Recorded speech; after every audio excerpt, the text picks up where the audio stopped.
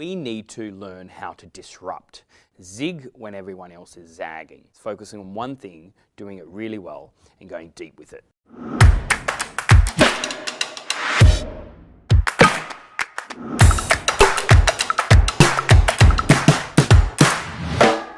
Hi guys, Sam Cawthon, CEO and founder of Speakers Institute. In this video, I'm going to share with you exactly how to niche. Now, we're all talking about niching a lot. Everyone talks about niche within a niche and so on and so forth, but specifically, how do we do it?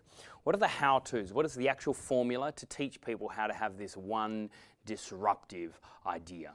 You know, research will tell us that as entrepreneurs, we come up with 65,000 ideas every single day. We don't have an ideas problem, we have a focus issue. When we learn how to focus on one thing, do it really well and go deep with it, it is phenomenal what can happen in positioning you as the authority in your market. I have a conversation with people and I ask them, hey, what do you do? And this is what they say. They say, well, Sam, I've got a part-time job here, plus also I'm doing a bit of investment here, plus also I'm writing a book here, plus also I'm doing some multi-level marketing here, plus also I'm about to go into a business partnership here. And I'm thinking, how can you do any of these really, really well? My encouragement to you all watching this is focusing on one thing, doing it really well, and going deep with it. So in this video, I'm going to share with you some real key insights in how to find your one thing, how to specifically niche within a niche, and then ultimately how then to stay focused on that one thing and going really deep with it. So the first thing I wanted to share with you is this. We need to learn how to disrupt. Zig when everyone else is zagging. And how do we do this? Some really clever ways in how to do it is I'm going to give you a 3-step formula in choosing one or more things. So the first thing I would suggest for you to do is disrupt a common phrase. Disrupt a common phrase. My story goes, when everyone's talking about bouncing back, you know, there's 72 books out there, and in the book title it says bounce back. When everyone's talking about bouncing back, I wrote the very first book in the world called Bounce Forward. I disrupted my niche. I zigged when everyone else was zagging. One of our clients, her name is Kerry Phipps, and Kerry wrote a book called, it's not about don't talk to strangers. You know, ever since we're young kids, we're told by our parents, don't talk to strangers. She wrote a book called Do Talk to Strangers. Another friend of ours, her name is Sarah, and she wrote a book, and you know, when everyone's talking about get rich fast, get rich quick, she wrote a book called Get Rich Slow. So the first element here is disrupt a common phrase. Second one here is make up a cool word. Make up a cool word. What do we mean by that? One of my really good professional speaking mates, his name is Anders Sorman Nilsson. And when everyone's talking, and he's a futurist, right? And so when everyone's talking in the futurist space, you know, technology is this, digital that, etc. He said, wait a sec, we still have these analog hearts. So yes, we still have these digital minds, but we still would way rather shake someone's hand physically rather than saying hello on a screen. So he created a cool word, and it's called this, digilog. Blurring the lines between our digital minds and our analog hearts. Brilliant. Another friend of mine, her name is Kirsty, and she believes that we need to have fun at work. So she created a work, and it's called FERK. How to have fun at work, how to go out and FERK. Really, really clever, but basically what we're saying here is creating a cool word. And ultimately, my latest book, when everyone's talking about storytelling, I created a word, and it's called story showing. How to show why the story is relevant to the listener. And so ultimately, the second way in order for you to create your one disruptive idea is making up a cool word. The third element is make a word stand out. I'll give you an example. One of the most popular books in 2017, 2018, which actually has a big, bright, orange, fluorescent cover, the book is called The Subtle Art of Not Giving a. And basically what we're saying here is that that word just suddenly stands out so loud, and we're thinking, whoa, that is a very disruptive book title. And then suddenly people saw it, it got onto the top shelf, and then suddenly people picked it up, and obviously it was really good content in it. But what we're saying here is this one disruptive idea is all about positioning yourself. So ultimately, if you've disrupted a common phrase, if you've made up a cool word, or alternatively, if you've created a standout word. Another one is Sir Ken Robinson. His TED Talk is called Schools Kill Creativity. I love that. That word kill is such a standout word that's actually very disruptive when you first see it. So guys, here's a 3-step formula in order for you to create this one disruptive idea. And ultimately, once you create your one disruptive idea, you need to make sure that it is congruent with your why. And the reason why I say that is ultimately it needs to come from your bones. It needs to come from within. There's nothing worse when you choose something and then in 3 months' time you move on to the next shiny thing, because the grass is always greener on the other side.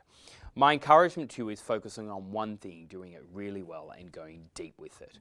So ultimately, whatever one disruptive idea that you choose, it has to be congruent with your why, which means it comes from your DNA. It comes from within. The second thing you need to realize is that it needs to be in alignment in your strengths, which basically means you need to make sure that you've actually got the gifts and talents to back it up. And what we mean by that is that one thing I absolutely love is assessments, right? Or personality profiling. And there's one out there which is called Myers-Briggs or DISC or whatever it might be. But one of the greatest ones out there that I've come across is the Gallup-Clifton Strength Finder. And basically what that is, it's a real specific element that showcases your top 5 core strengths. And I believe whatever one disruptive idea that you choose, it has to be in alignment with your gifts, with your talents, with your strengths. So ultimately, when you do this assessment, it'll give you your top 5 core strengths. And then if your top 5 core strengths then align with your one disruptive idea, then ultimately it's the right thing. The third thing that you need to realize is that it needs to have market demand. And what we mean by that is ultimately, in order for you to penetrate your market, position yourself well in tomorrow's world, niche within a niche and have this one disruptive idea, you need to make sure that there obviously is a market for that. Too often I talk to people and they spend all this time creating a product or services or a message. They then take that through to the market. And 3 people buy it, and it's your brother, your friend, and your mum. But basically, if you do your research first, and we teach you how to do this here at Speakers Institute, but ultimately, if you do your research first, you then collate that research, you take it back through, you then build your product, your services, your message, then you take that back through to the market saying, you asked for this, here it is, buy it. It's an amazing how much of a game changer formula that can be. So guys, my encouragement to you is as you're going along your journey, niche within a niche. Focusing on one thing, do it really well and go deep with it. And if you utilize the formula that we've shared with you today, we know that this formula does work. We know that you'll be able to get cut through and you'll be able to stand out in tomorrow's world. And ultimately, there's more noise today than any other time in history. It's no longer good enough for you to just simply be like everyone else. And when you've learned how to disrupt your marketplace to stand out, to niche within a niche, ultimately you can then become the micro celebrity authority of your individual area of expertise. If you do a Google search right now and bounce forward, I pretty much own the first 6-7 pages. Very similar now with story showing. And basically what I'm saying is right now is that your one disruptive idea is tied up in your terminology. It is. It's tied up in the actual words that you use. My encouragement to you, it needs to be 4 words or less. Because ultimately, for those people that really want to get into the professional speaking market, you need to realize it's very similar to Chinese whispers. And what I mean by that is ultimately you've got you, the speaker, and then you will then have an agent that you then work with, and then that agent then communicates to the bureau, and then that bureau communicates to the PCO, professional conference organizer, and then that PCO then communicates to the event manager then communicates to the HR manager, and then the HR together with the executive, they actually then ultimately make the decisions. And so this is Chinese whispers all the way along, which then means if you don't have clarity on your message, how do you think that then through this Chinese whispers that your HR and executive, which actually make the decisions, have clarity on your message as well?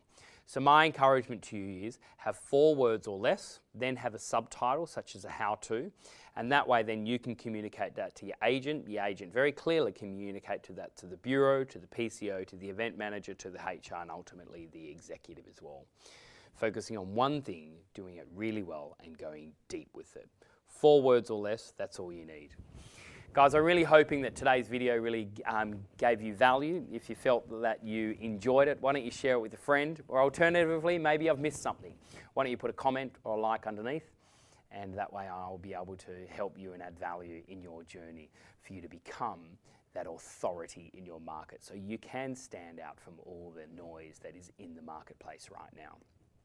I would love to see how we can also serve you in the best possible way. So if you haven't already followed us on social media, Speakers Institute, or even have a look at our website and have a look at our programs, we'd love to see how we can add value to your journey from where you are today to where you really want to be.